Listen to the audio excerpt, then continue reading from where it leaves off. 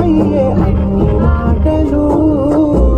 ముందు లేని ఆనవాలు లేనిపోని కారణాలు కొత్త కొత్త ఆనమాలు ఎన్ని మాయలు కథలెన్నో చెప్పారు కవితల్లో